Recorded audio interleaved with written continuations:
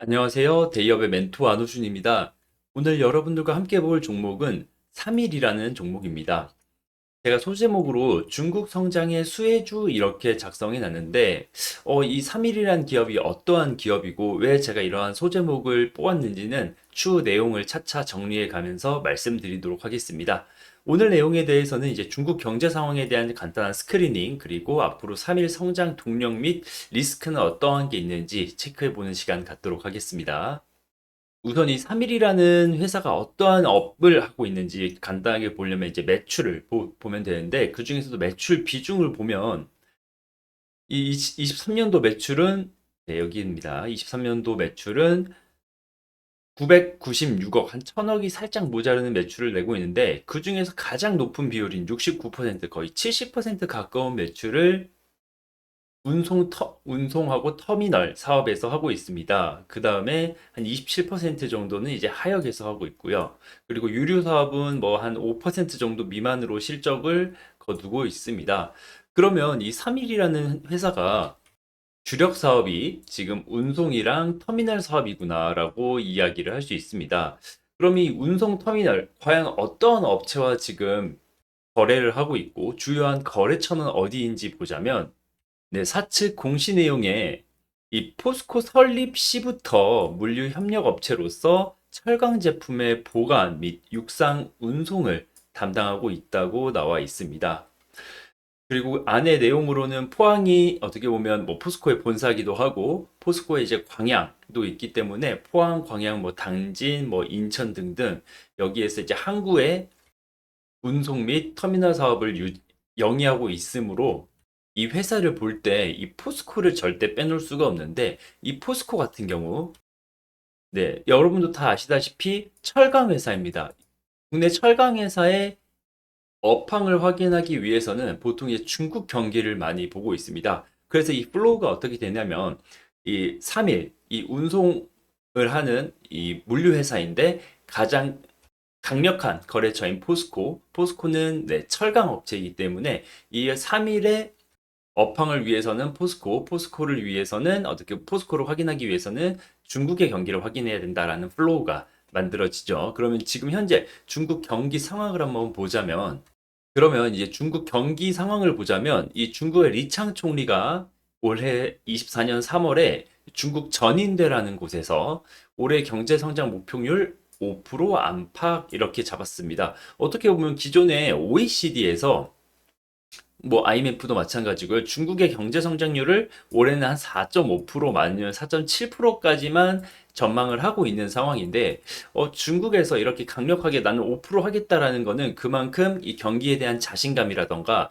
이 국가 주도화의 경기를 이만큼씩 끌고 가겠다라는 의지가 담겨 있다고 보시면 되겠습니다. 참고로 23년도 중국의 경제 성장률은 5.2%였는데, 이때 당시에도 22년도에 23년도의 경제 성장률은 5%로 하겠다 해서 강력한 추진으로 목표 성장률을 넘긴 바 있으므로 24년 올해의 성장도 그만큼 기대가 되고 있는 부분이고요. 또 다른 데이터를 보자면, 네, 현재 가지고 온 데이터는 중국 통화 공급량 M2 제가 그래프를 가지고 왔는데, 지금 23년도부터 지금 24년도까지 계속 통화량이 증가를 하고 있습니다. 이것은 뭐냐? 이 중국 시장에 이만큼 돈이 많이 풀려 있다는 건데, 죄송합니다. 이 공산 국가의 특징상 이 경제 성장률을 끌고 가는 게 어떠한 기업의 주체이기도 하겠지만, 이 국가가 정책적으로 경제의 그 방향성을 정해서 끌고 간다고 하면 이거는 어떠한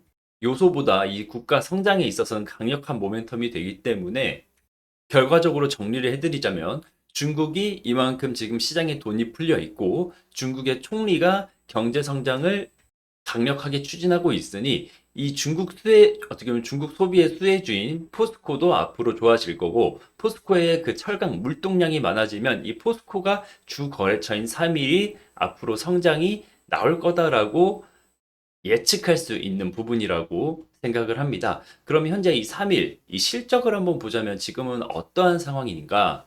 지금 현재 3일에 제가 실적을 가지고 왔는데 23년 기준으로, 네, 아까도 말씀드렸는데 지금 매출액 997억 원, 1000억 원 가까이 나왔고 영업이익은 17억 원이 나왔습니다. 그런데 단기 순이익은 28억이 나왔는데 이걸 전년이랑 비교를 하자면 매출액은 한 소폭 감소, 죄송합니다. 소폭 증가를 했고요. 10% 내외로. 근데 영업이익 단에서는 뭐 살짝 소폭의 감소, 거의 보합이라고 보면 되고 단기 순이익 같은 경우에는 2배 이상이 지금 증가를 했는데 일단 매출액이 증가했다는 것 자체가 굉장히 고무적으로 볼 수 있는 부분이고 이게 21년도 대비 22년도도 성장 그리고 22년도 대비 23년도도 성장을 했고 이 추후에 이 중국의 죄송합니다. 경기 성장에 대한 목표치 그리고 의지 그리고 그거에 따른 이 포스코 철강 업체의 호황이 이루어진다면 이 3일에 대한 매출도 24년도에 충분히 1,000억 원 이상이 나올 거다라고 예측을 할 수 있는 부분이고 말씀드린 대로 아까 말씀드리다만 이 단기 순이익 같은 경우에는 이 이 3일이 그 포스코랑 제가 관련이 이렇게 많다고 계속 말씀을 드리는데 포스코의 본사가 있는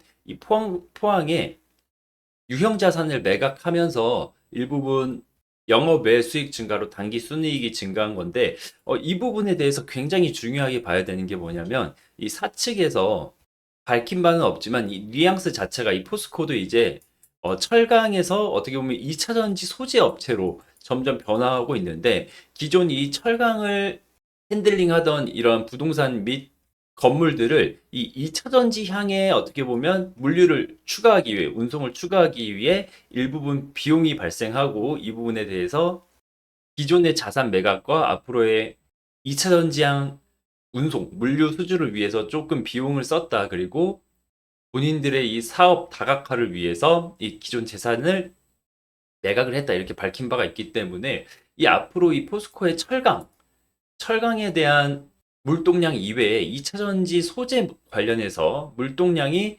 추가로 증가를 하게 된다면 3일의 매출 변화라던가 영업이익은 개선될 여지가 확실히 있어 보입니다.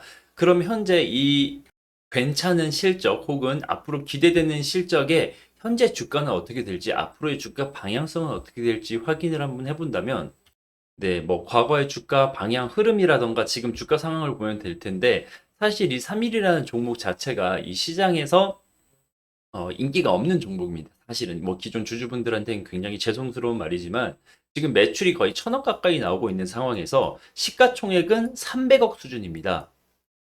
이것만 보더라도 이 시장에서의 모멘텀을 찾기 굉장히 어려운 종목, 그리고 어려웠던 종목이라는 걸 예상할 수 있을 텐데, 지금 거래량을 보더라도 거래량이 거의 없습니다. 그리고 주가의 변동성도 거의 안 나와 있는 편인데, 이렇게 지금 21년도 8월, 9월에 이렇게 솟은 이 부분이 뭐냐면, 이 3일이 예전에 이제 22년도에 대선이 있어서 21년도에 후보 등록이라던가 이런 게 있었는데, 21년도에 홍준표 관련주로 정치 테마로 엮이면서 이 홍준표가 이 보수의 후보가 되는 거 아니냐 이렇게 해가지고 이 변동성이 나왔던 부분이 있는데 사실 업황이 좋다고 하더라도 혹은 이렇게 계속 뭐 성장을 하는 회사라고 하더라도 어떻게 보면 이렇게 정치 테마주로 한번 엮이고 변동성이 그동안의 주가 흐름을 어떻게 보면 조금 해치는 이러한 상황이 온다면 이 이슈가 끝나고도 이 주가에 대해서 변동성이 생기지 않는 종목으로 변할 가능성이 있는데 지금 3일이 딱